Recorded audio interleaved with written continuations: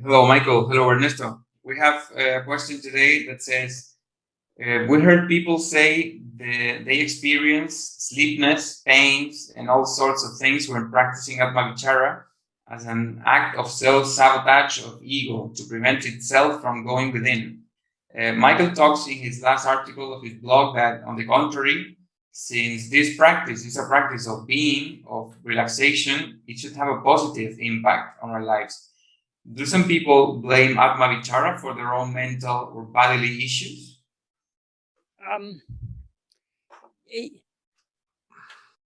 That is, if we are really practicing Atma-vichara, self-investigation, when we are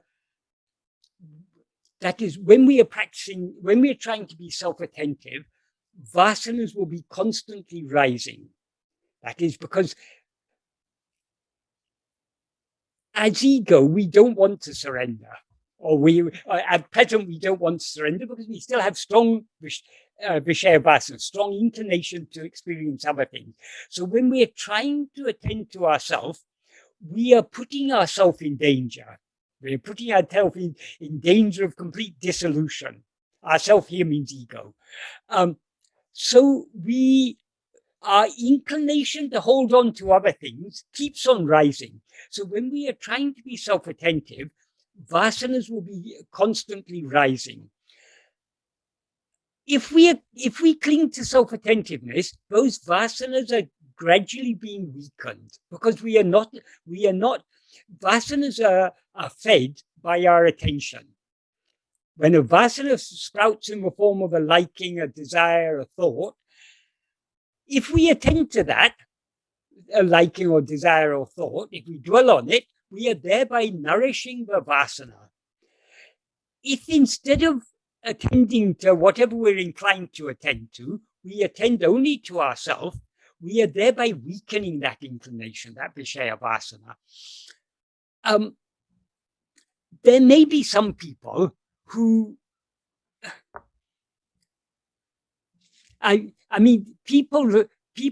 there are people who say that when they practice Atma-vichara, they experience sleeplessness, or they experience pain, or they experience all sorts of problems. I would say that indicates that they're not really practicing self-investigation. They are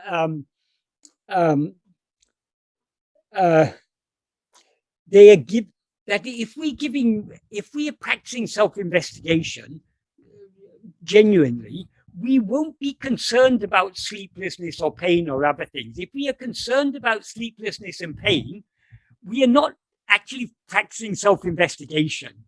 So I think it is a mistaken notion that self-investigation, that some people believe that, oh, because I was practicing self-investigation, I got this headache, I wasn't able to sleep, this, that, and these things arise not because we're practicing self-investigation, because we're not practicing self-investigation.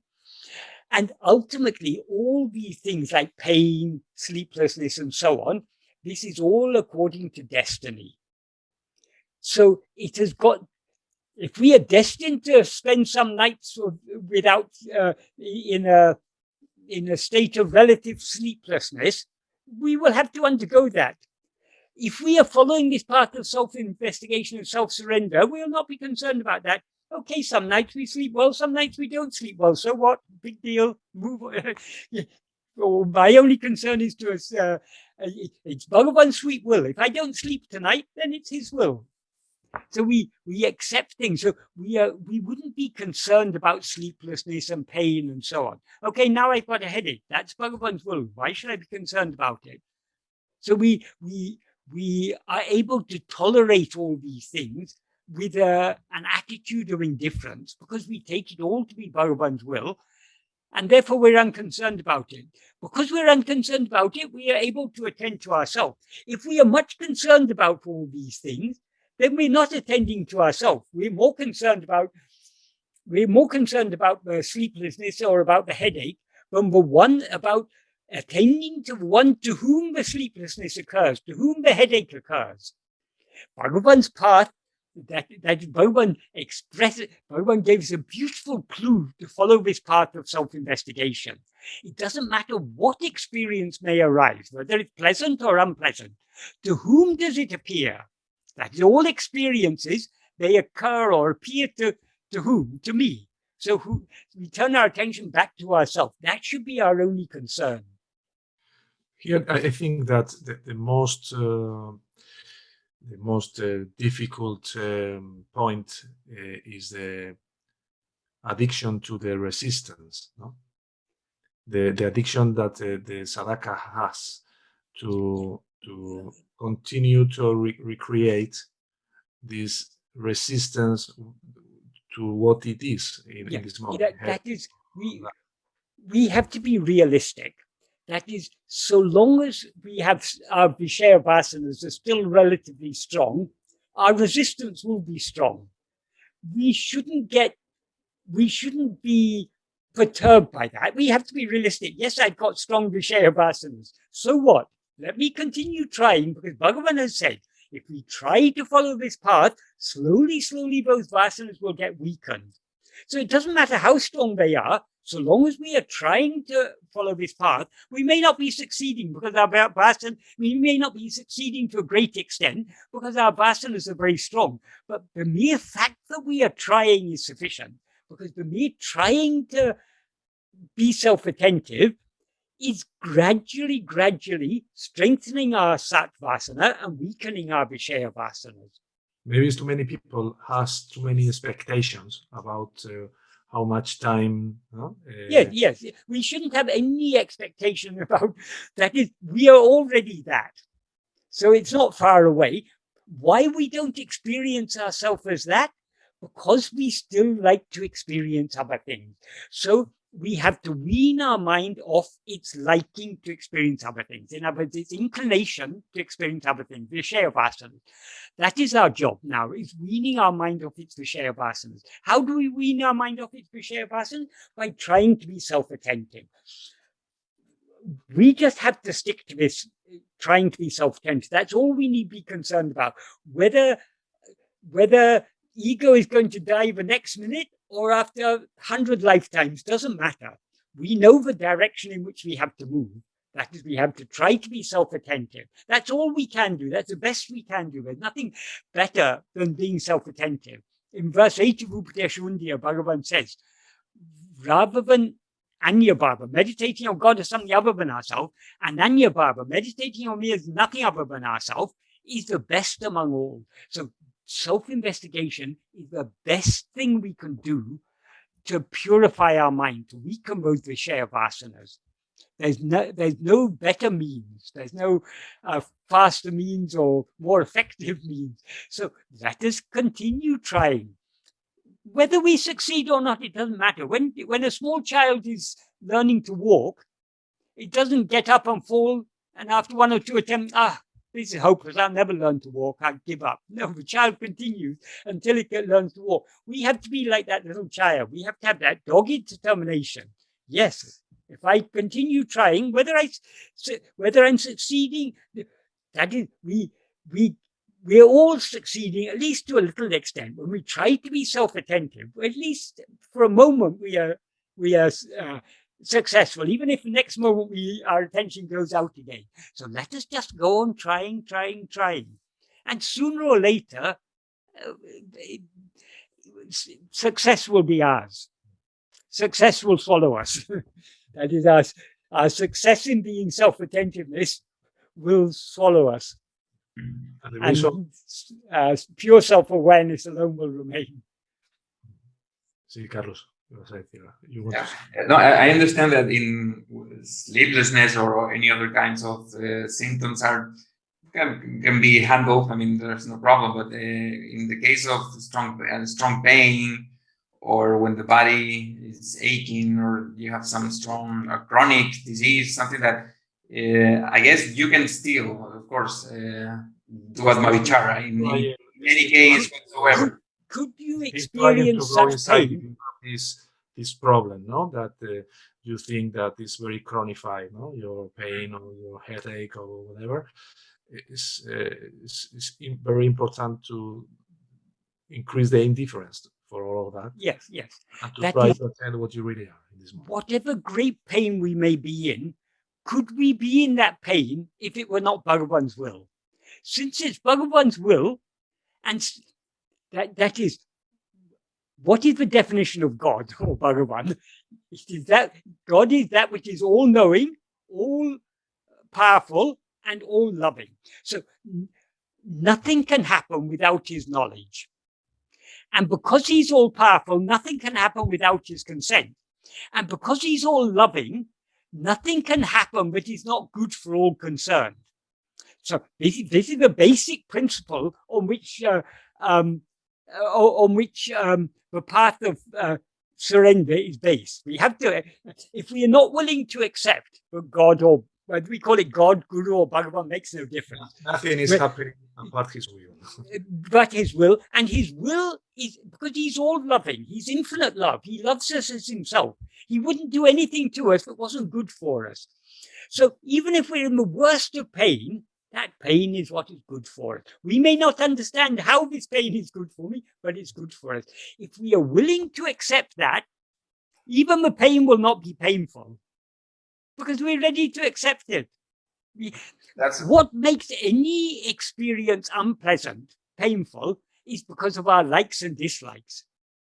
Oh, I don't like this headache, so it's troubling me. If we were indifferent, okay, whether there's a headache or not, the headache makes no difference to me. If you're unconcerned about it, the headache won't affect us. It'll be there, but we'll be indifferent to it. That's what the phrase, we could interpret that way, the phrase from the Bible, the Lord works in mysterious ways, is because we don't know. Yeah, we don't know. We don't know. Even though... and we need not expect to know. Yeah. Because we are seeing from the perspective of ego. Ego has identified itself with this small body of mind. So it's got a very, very, very narrow view. Whereas he is all knowing. So how can this little ego understand why things happen? It cannot understand and it need not understand. So long as we are ready to accept that principle that God is all knowing, all loving, and all powerful, if we accept that, then we can accept whether I understand it or not. Whatever happens to me is what is good for me. And whatever happens to anyone else is what is good for them. So I don't have to be worrying about others either. And what the ego wants to do in these cases, that you have a very big headache and your dislike with that is very helpful, is to project to the Brahmastra the origin, the cause of the problem, no? Yes. Ultimately, the cause of every problem is our rising as ego. Yes. You can have the worst headache, but that headache cannot continue for long because sooner or later you'll be so tired you'll fall asleep. When you fall asleep, there's no headache. Why? Because ego has returned to its source, has merged back into its source. So until ego rises again, there's no headache. So the headache cannot exist without ego, because who experiences the headache? It's only ego. Including the people that has a very little deep, profound sleep. Yes. All the human beings need to sleep minimum hours to continue. There's some people who say, "Oh, I never sleep. I got such bad insomnia, I never sleep." That is not true. Yeah. Even the worst insomniac gets sleep because we couldn't survive for long without sleep. Or 2 hours minimum, or 2 hours. Yeah.